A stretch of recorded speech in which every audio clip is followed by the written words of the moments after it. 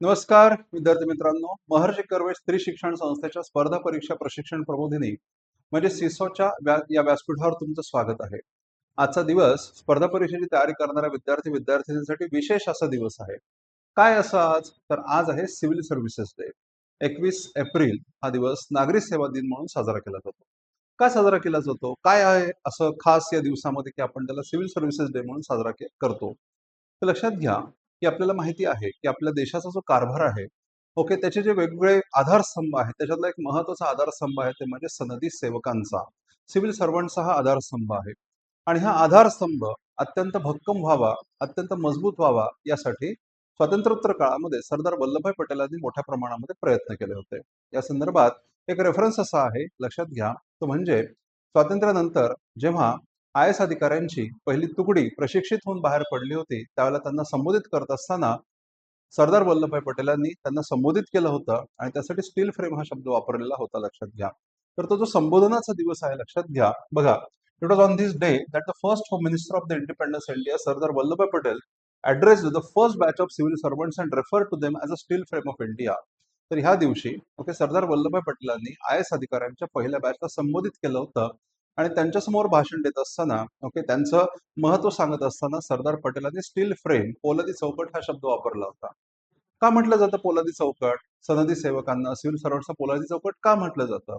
तर आपल्या देशाची ही जी व्यवस्था निर्माण करण्यात आलेली आहे, घटनादत्त व्यवस्था, घटनेने जी व्यवस्था निर्माण करण्यात आलेली आहे, त्या व्यवस्थेचे गार्डियन म्हणून, त्या व्यवस्थेचे संरक्षक कवच म्हणून ओके जे महत्वाचे घटक कार्यरत असतात, जसं की सुप्रीम कोर्ट झालं किंवा कॅग हा अधिकारी झाला, असे जे घटक असतात त्यामध्ये एक महत्वाचा घटक असतो तो म्हणजे सनदी सेवकांचा घटक. शासनाने तयार केलेली जी काही धोरणं असतात, जे काही तयार केलेले कायदे असतात, एक्झिक्युटिव्हनी त्याच्यानंतर लेजिस्लेचरने जे काही धोरणं कायदे तयार केलेले आहेत त्याची अंमलबजावणी जी शासनाच्या माध्यमातून केली जाते, ते अंमलबजावणी करण्याचं जे शासनाचं माध्यम असतं ते म्हणजे प्रशासन असं लक्षात घ्या. म्हणून शासनाचा हात म्हणजे प्रशासन असतं असं आपण म्हणतो या ठिकाणी. लक्षात येते का मला काय सांगते? ओके, गव्हर्नमेंट ही जी सिस्टीम आहे ती गव्हर्नमेंट जेव्हा लोकांपर्यंत शासनाची धोरणं कायदे यांची अंमलबजावणी केली जाते तेव्हा त्याचा जो ऍक्टिंग एलिमेंट आहे, ओके, तो जो हात आहे, ओके, तो म्हणजे प्रशासनाचा असतो आणि या प्रशासनामध्ये काम करणारे जे अधिकारी असतात त्यांची भूमिका या संदर्भात अत्यंत महत्वाची असते. त्यांनी निष्पक्षपातीपणाने कुठल्याही प्रकारचा भेदभाव न बाळगता, कुठल्या प्रकारची ओके लोभी वृत्ती न बाळगता, धीरोदात्तपणे कुठल्याही प्रकारच्या प्रलोभनांना बळी न पडता आपली कामं पार पाडावीत याकरता घटनेने त्यांना ड्यू अशा प्रकारचं प्रोटेक्शन दिलेलं आहे. ओके, त्यांचा समाजामध्ये मान सन्मान असेल, त्यांचे वेतन असेल, त्यांचे भत्ते असतील किंवा निवृत्तीनंतर सुद्धा त्यांना असणाऱ्या वेगळ्या प्रकारच्या सुविधा असतील. ओके, याचप्रमाणे ओके नियुक्तीची एक विशिष्ट अशा प्रकारची पद्धत, कामावरून जर काढून टाकायचं असेल तरी ते देखील सहजासहजी काढून न टाकता येणं, अशा अनेक गोष्टी या सनदी सेवकांच्या संदर्भामध्ये आपल्या घटनेने आणि व्यवस्थेने तरतुदी करून ठेवलेल्या आहेत आणि त्यामुळे एक भक्कम अशा प्रकारची चौकट बनते आणि ही चौकट सहजासहजी भेदता येत नाही आणि म्हणून त्याला स्टील फ्रेम असं म्हणण्यात आलेलं आहे. ओके, अशा प्रकारे थोडक्यात स्टील फ्रेमचं एक्सप्लेनेशन आपण देऊ शकतो. पण तुम्हाला हे जाणून घेण्यामध्ये नक्कीच मजा वाटेल की ही जी सिव्हिल सर्व्हिसेस आहे त्याला आपण आय एस असं आपण म्हणतो किंवा IPS आपण ज्याला म्हणतो किंवा नागरी सेवा आपण ज्याला म्हणतो, त्याचं विकसन कसं झालं, ओके, याच्याबद्दल आज मला तुमच्याशी काही गोष्टी डिस्कस करायच्या आहेत. एक नवाचा पैलू आपल्या स्वातंत्र्यानंतर ओके या सर्व्हिसेस कशा डेव्हलप झाल्या ते आपल्याला माहिती असतं. आपलं एक स्वप्न असतं, आपण IAS व्हावं, IPS व्हावं, सनदी सेवांमध्ये आपण जॉईन व्हावं, आपण व्हावं किंवा आपल्या जवळचं कोणीतरी व्हावं, ओके, ही आपली इच्छा असते. परंतु ही व्यवस्था नेमकी निर्माण कशी झाली, ओके, याच्याबद्दल आपल्याला फार काही माहिती नसतं. आपण त्याबाबतीत अनभिज्ञ असतो, लक्षात घ्या. आणि म्हणून नेमकं याच संदर्भात मला असं वाटलं की आपण एक छोटंसं सेशन त्याच्यावर घेऊयात, जेणेकरून हे सिव्हिल सर्व्हिसेस या सर्व्हिसेसची उत्क्रांती कशी झाली, इव्होल्युशन कसं झालं, हे तुमच्यासोबत मला शेअर करता येईल. तर मग आपला आजचा टॉपिक आहे या संदर्भामध्ये evolution of the civil services. Civil services डेच्या निमित्तानं म्हणजे नागरी सेवा दिनाच्या निमित्तानं एक छोटंसं असं डिस्कशन मला तुमच्याशी करायचं आहे. ते म्हणजे ओके या सिव्हिल सर्व्हिसेसची उत्क्रांती कशी झाली, त्याचा उद्भव कसा झाला आणि त्याचं विकसन कसं झालं हे मी तुमच्यासोबत आज थोडक्यात ओके शेअर करणार आहे. सिव्हिल सर्व्हिसेस, नागरी सेवा. आता लक्षात घ्या, आपल्याला हे माहिती आहे की 1757च्या आधी, 1757 या वर्षी प्लासीचं युद्ध झालं होतं. 1757च्या आधी ईस्ट इंडिया कंपनी एक व्यापारी कंपनी म्हणून कार्यरत होती, लक्षात घ्या. ईस्ट इंडिया कंपनी स्वरूप एक व्यापारी कंपनी अशा स्वरूपाचं होतं आणि 1757 नंतर ती एक राजकीय सत्ता बनण्याची प्रक्रिया सुरू झाली होती. एका व्यापारी कंपनीचं रूपांतर एका राजकीय सत्तेमध्ये व्हायला सुरुवात झाली मग राजकीय सत्ता म्हणून काम करत असताना साहजिकच त्यांची जी काही धोरणं असतील, जी काही निर्णय असतील, ते राबवण्यासाठी त्यांना प्रशासनिक अधिकाऱ्यांची गरज पडायला लागली. आणि त्यामुळं असंच आपण या ठिकाणी म्हणतो की सनदी सेवकांची आवश्यकता ही प्लासीच्या तसेच बक्सारच्या युद्धानंतर मोठ्या प्रमाणामध्ये जाणवायला सुरुवात झाली. बक्सारच्या युद्धानंतर आपल्याला माहिती आहे ईस्ट इंडिया कंपनीला बंगालचे दिवाणी अधिकार मिळाले होते. दिवाणी हक्क मिळाले होते. दिवाणी हक्क म्हणजेच रेव्हेन्यू पॉवर्स, महसूल वसुलीचे हक्क त्यांना मिळाले होते. महसुली हक्क मिळाले होते. मग महसुली व्यवस्था राबवण्यासाठी त्यांना आता अधिकाऱ्यांची गरज जाणवू लागली आणि त्याच्यातून सिव्हिल सर्व्हिसेस मधले अधिकारी आता हळूहळू डेव्हलप व्हायला लागले होते. हे लक्षात घ्या. हा मुद्दा अत्यंत महत्वाचा आहे. आणि म्हणून हेच फंक्शन पार पाडण्यासाठी आपल्याला काय दिसतं, इसवी सन 1772 मध्ये हे वाक्य लक्षात ठेवा. वॉरेन हेस्टिंग्स हा त्यावेळेसचा गव्हर्नर जनरल होता, बंगालचा गव्हर्नर होता. 1772 मध्ये वॉरेन हेस्टिंग्स जो की बंगालचा गव्हर्नर होता, त्याने कलेक्टर हे पद वॉरेन हेस्टिंग्स निर्माण केलं होतं. हे वाक्य फार महत्वाचं आहे. कलेक्टर या पदाची निर्मिती वॉरेन हेस्टिंग्सने केली होती. हे वाक्य लक्षात ठेवा.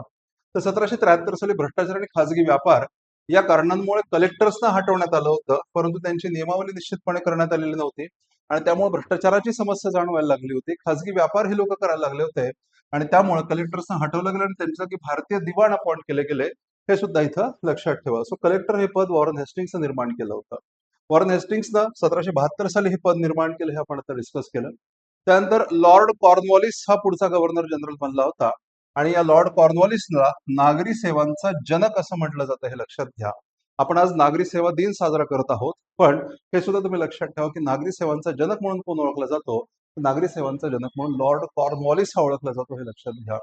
त्यांनी काय केलं होतं, त्यांनी सत्तेच्या विभाजनाच्या तत्वाचा अंगीकार केला. म्हणजे नेमकं काय होतं, तर आपल्याला माहिती आहे की शासनाची 3 अंग असतात. ही 3 अंग कोणती असतात?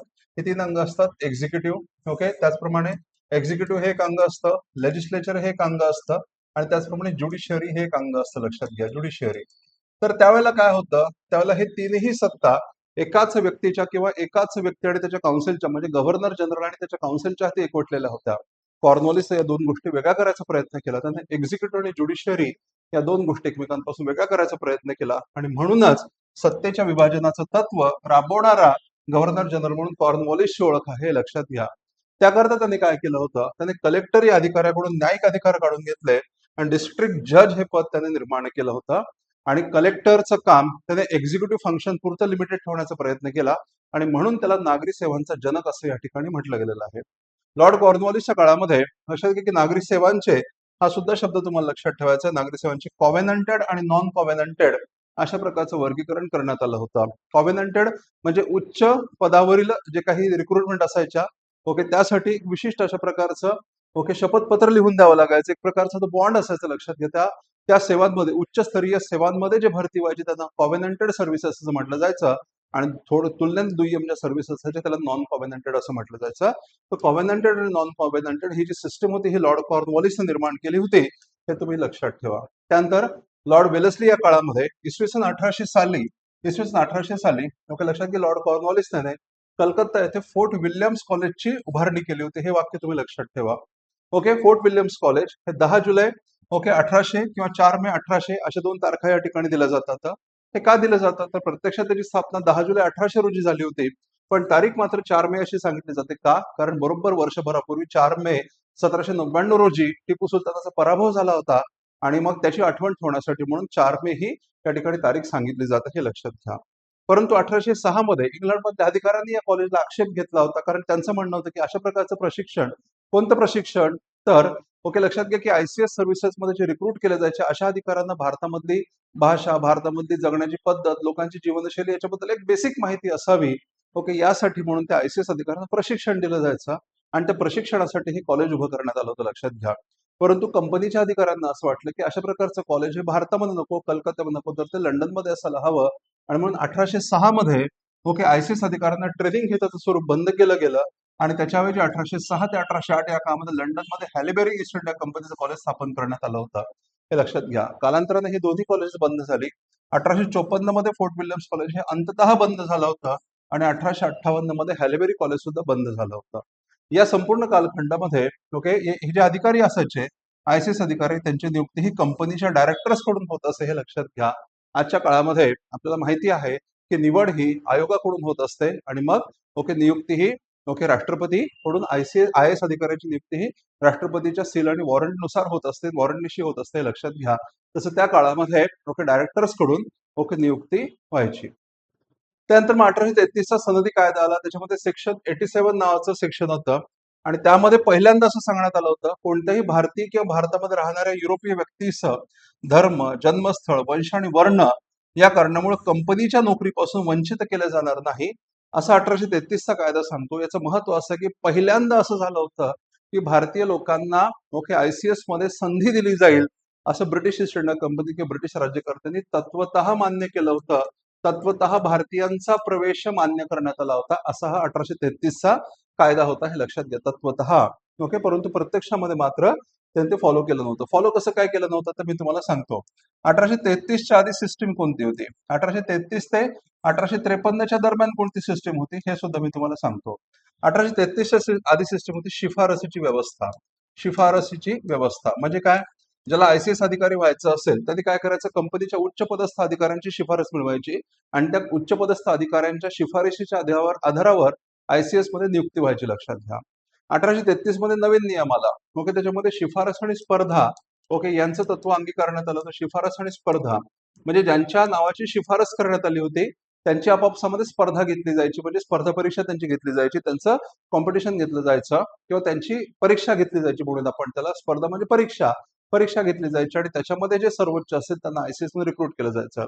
पण शिफारस ही अट त्या ठिकाणी असल्यामुळे भारतीयांची शिफारस कोण करणार, आणि म्हणून तत्वतः भारतीयांच्या प्रवेशाला मान्यता जरी देण्यात आली असली तरी प्रत्यक्षामध्ये मात्र भारतीय त्याच्यामध्ये नव्हते.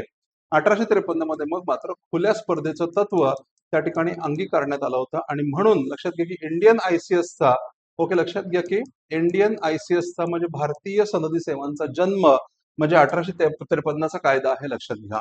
1853 सनदी कायदा याच्यामध्ये कंपनीच्या डायरेक्टरचा पॅटर्नेज नष्ट केला गेला, म्हणजे त्यांच्या आश्रयाखाली जी भरती केली जायची ओके ती पद्धत नष्ट केली, म्हणजेच पॅटर्नेज नष्ट केला होता.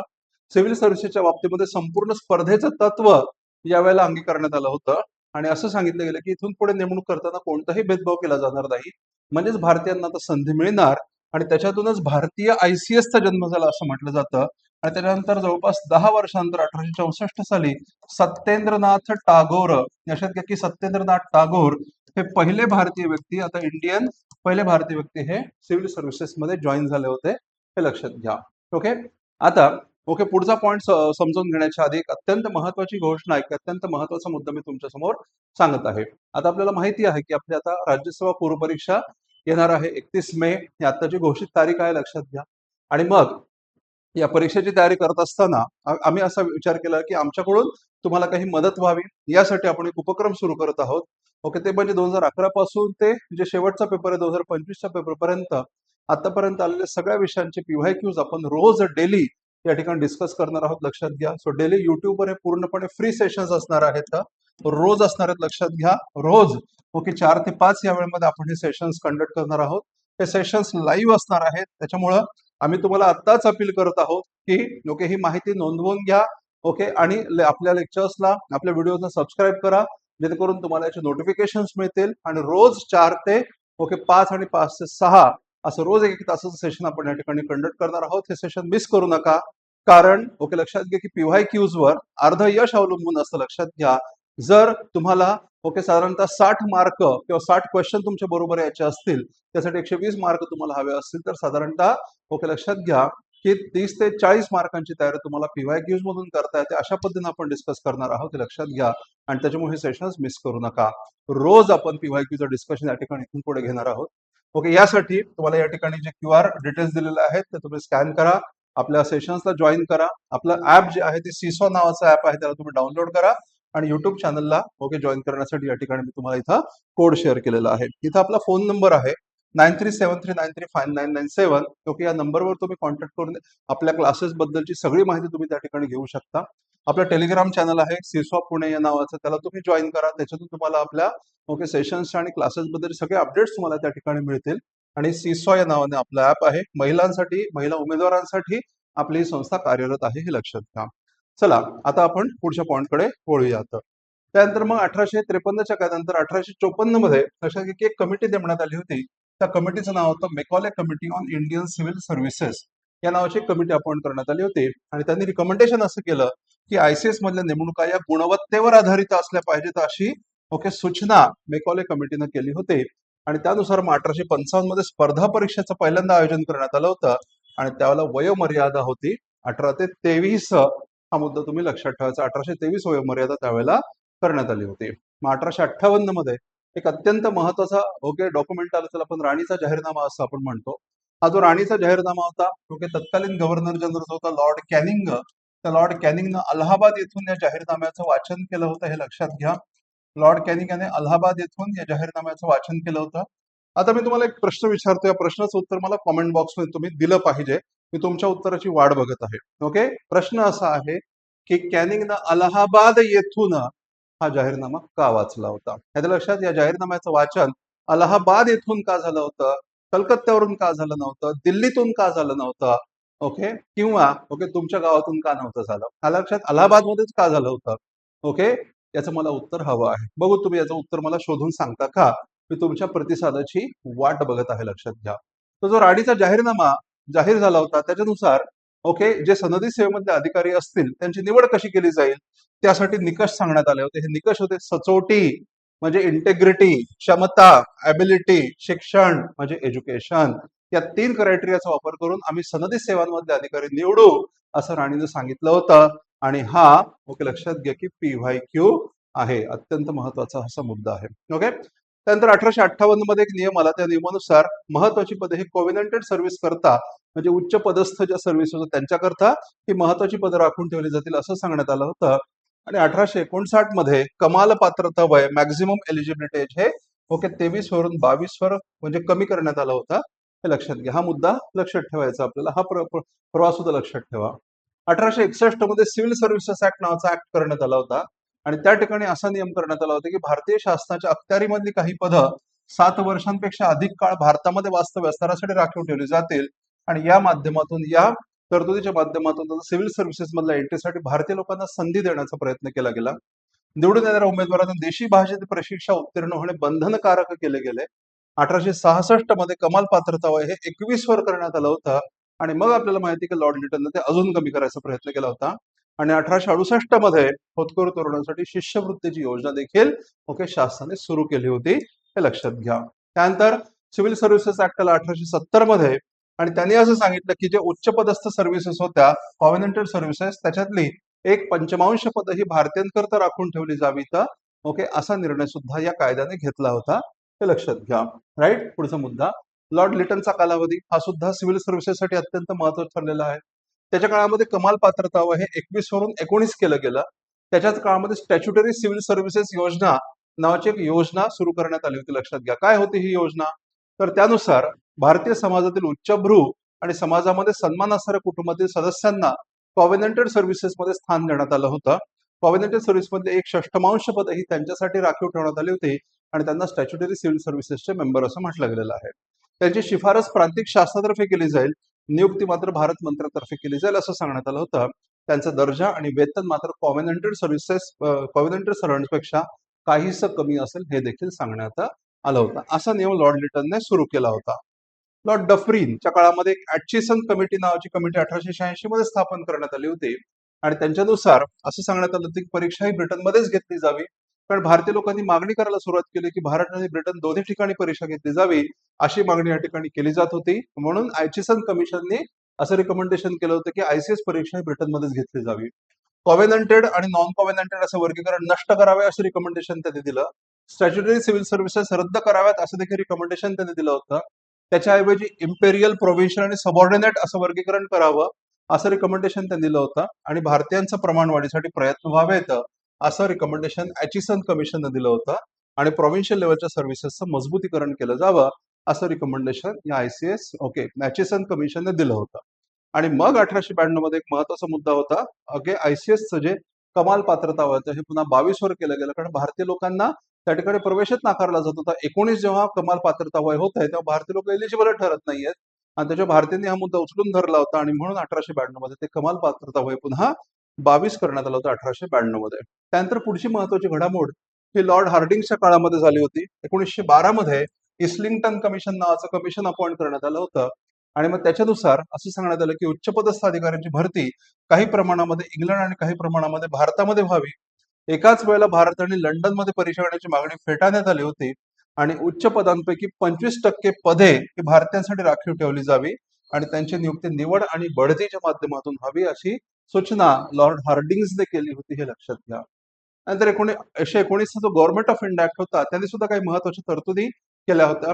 गव्हर्नमेंट ऑफ इंडिया ऍक्ट 1919 मध्ये ते 96C नावाचं जे सेक्शन होतं त्याच्यानुसार नागरी सेवा परीक्षा आयोजित करण्यासाठी आणि नियंत्रित करण्यासाठी लोकसेवा आयोग लोकसेवा आयोग नेमला जावा अशा प्रकारची तरतूद त्या ठिकाणी करण्यात आली होती. आणि मग या सर्व्हिसेसमध्ये भारतीयांचं प्रमाण हे 1/3 असावं असं सांगण्यात आलं होतं. आणि मग त्याच्यानुसार मग लक्षात घ्या की हा मुद्दा फारच महत्वाचा आहे. 1922 साली सगळ्यात पहिल्यांदा अलाहाबाद येथे नागरी सेवांचं आयोजन करण्यात आलं होतं. हा मुद्दा महत्वाचा आहे. आता शेवटचे काही मुद्दे. 1923-24 या काळामध्ये लॉर्ड रेडिंगच्या काळामध्ये ली आयोगाची नियुक्ती झाली होती आणि त्याच्यानुसार सिव्हिल सर्व्हिसेसमध्ये ब्रिटिशांचं प्रमाण हे 40%, भारतीयांचं प्रमाण हे 40% असावं आणि बढतीद्वारे 20% लोकांना घेतलं जावं अशी सूचना करण्यात आली होती. तो होता ली आयोग. लोकसेवा आयोगाची स्थापना करण्याची सूचना त्यांनी केली आणि त्यानुसार 1926 साली केंद्रीय लोकसेवा आयोगाची स्थापना झाली होती आणि त्याचे पहिले प्रमुख बनले होते रॉस बेकर. हे तुम्हाला लक्षात ठेवायचं आहे. आणि अशा प्रकारे लक्षात घ्या की आपल्याला काय दिसतं 1926 पर्यंत जर आपण बघितलं, स्वातंत्र्यापर्यंत जर आपण बघितलं तर हळूहळू आपल्याला काय दिसतं या ठिकाणी ICS सर्व्हिसेसचं इव्होल्युशन होताना दिसतं. नंतर स्वातंत्र्यानंतर आपला जो काही विकसन झालेला आहे, जो काही आपली प्रगती झालेली आहे मागच्या 70 एक वर्षामध्ये जी प्रगती आपण साध्य केलेली आहे, या सगळ्या प्रगतीमध्ये या व्यवस्थेचा, सनदी सेवांचा, त्यामध्ये असणाऱ्या अधिकाऱ्यांचा एक अत्यंत महत्वाचा सिंहाचा वाटा राहिलेला आहे. जी शासन व्यवस्था असते ती लोकांपर्यंत पोहोचवण्यासाठी शासनाची धोरणं, कायदे, कायदे कानून असतील, या सगळ्या गोष्टी राबवण्याकरता आणि एक भरभक्कम व्यवस्था निर्माण करण्याकरता आणि टिकवण्याकरता या सनदी सेवकांची भूमिका ही अत्यंत महत्वाची असते. आणि त्यामुळं अशा या सनदी सेवकांना आपण निश्चितपणे त्यांच्या योगदानाची ही जाणीव ठेवली पाहिजे. त्यांच्यासारखं कर्तृत्वान बनण्याची प्रेरणा देखील आपण घेतली पाहिजे. आणि म्हणून आजचा दिवस हा आपण साजरा करत असतो, लक्षात घ्या. असा हा सिव्हिल सर्व्हिसेस डे. ही माहिती तुम्हाला कशी वाटली हे तुम्ही निश्चितपणे आम्हाला कळवू शकता. आणि त्याचप्रमाणे अशा प्रकारची उपयुक्त माहितीसाठी आपल्या व्हिडिओजना लाईक करा, शेअर करा आणि तुमच्या मित्रांसोबत हे व्हिडिओज तुम्ही मित्रांपर्यंत शेअर करा, जेणेकरून अधिकाधिक विद्यार्थ्यांना याची माहिती कळू शकेल. थँक्यू.